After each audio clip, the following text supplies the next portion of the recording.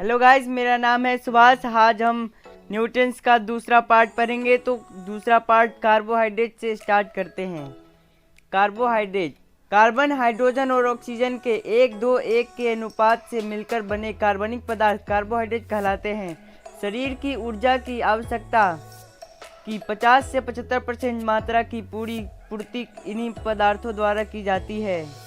1 gram glucose के पूर्ण ऑक्सीकरण से 4.2 कैलोरीज ऊर्जा प्राप्त होती है। कार्बोहाइड्रेट 3 प्रकार के होते हैं। पहला, मोनोसेक्राइड। यह कार्बोहाइड्रेट की सबसे सरल अवस्था है, जैसे ग्लूकोज, ग्लैक्टोज, मैनोज, टाइओज आदि। दूसरी, डाइसेक्राइड। सामान्य या भिन्न मोनोसेक्राइड के 2 अणुओं के संयोजन से एक डाइसेक्राइड बनता है, जैसे माल्टोज, सुक्रोज एवं लैक्टोज। ग्लूकोज और फ्रुक्टोज के कॉम्बिनेशन में सुक्रोज बनता है। ग्लूकोज और ग्लूकोज के कॉम्बिनेशन में माल्टोज बनता है। ग्लूकोज और ग्लैक्टोज के कॉम्बिनेशन में लैक्टोज बनता है। तीसरी, पॉलीसेक्राइड। मोनोसेक्राइड के कई अणुओं के मिलन से लंबी श्रृंखला वाली अघुलनशील पॉलीसेक्राइड का निर्माण होता है। यह आर्थ्रोपोडा के ब्राह, कंकाल व सेलुलोज में पाया जाता है। इसका अन्य उदाहरण स्टार्च, ग्लाइकोजन, काइटिन आदि। कार्बोहाइड्रेट के प्रमुख कार्य। पहला, ऑक्सीकरण द्वारा शरीर में ऊर्जा की आवश्यकता को पूरा करना।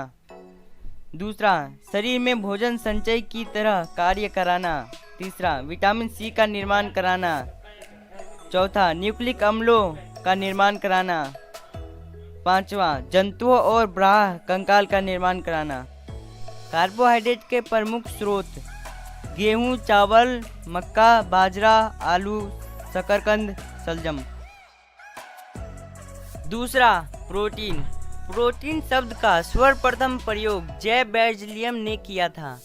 यह एक जटिल कार्बनिक यौगिक है जो 20 अमीनो एसिड से मिलकर बने होते हैं। मानव शरीर का लगभग 15% भाग प्रोटीन से ही निर्मित होता है। सभी प्रोटीन में नाइट्रोजन पाया जाता है। ऊर्जा उत्पादन एवं शरीर का मरम्मत दोनों कार्यों के लिए प्रोटीन उत्तरदायी होती है। मनुष्य के शरीर में 20 प्रकार की प्रोटीन की आवश्यकता होती है, जिनमें से 10 का संश्लेषण उसका शरीर स्वयं करता है तथा शेष 10 भोजन के द्वारा प्राप्त होते हैं। सोयाबीन और मूंगफली में प्रचुर मात्रा में प्रोटीन मिलती है। हमेशा जेब में मूंगफली भर के रखना और चबाते रहना, प्रचुर मात्रा में प्रोटीन मिलेगी। एक कार्यशील महिला को प्रतिदिन 45 ग्राम प्रोटीन लेना चाहिए। प्रोटीन के प्रकार। पहला, सरल प्रोटीन। वे प्रोटीन जो केवल अमीनो अम्ल के बने होते हैं सरल प्रोटीन कहलाते हैं। उदाहरण, एल्ब्यूमिन्स, ग्लोब्यूलिन्स, हिस्टोन इत्यादि। संयुग्मी प्रोटीन। वे प्रोटीन जिनके अणुओं के साथ समूह भी जुड़े रहते हैं संयुग्मी प्रोटीन कहलाते हैं। उदाहरण, क्रोमोप्रोटीन, ग्लाइकोप्रोटीन इत्यादि। अव्युत्पन्न प्रोटीन। वे प्रोटीन जो प्राकृतिक प्रोटीन के जलीय अपघटन से बनते हैं व्युत्पन्न प्रोटीन कहलाते हैं। उदाहरण, प्रोटीन्स, पेप्टोन, पेप्टाइड। प्रोटीन के महत्वपूर्ण कार्य। पहला, ये कोशिकाओं, जीवद्रव्य एवं ऊतकों के निर्माण में भाग लेते हैं। दूसरा, ये शारीरिक वृद्धि के लिए आवश्यक हैं। इनकी कमी से शारीरिक विकास रुक जाता है। बच्चों में प्रोटीन की कमी से क्वाशियोरकोर एवं मरासमस नामक रोग हो जाता है। तीसरा, आवश्यकता पड़ने पर ये शरीर को ऊर्जा देते हैं। चौथा, ये जैव उत्प्रेरक और जैविक नियंत्रण के रूप में कार्य करते हैं। पांचवा, आनुवंशिक लक्षणों के विकास का नियंत्रण करते हैं। छठा, ये संवहन में भी सहायक होते हैं।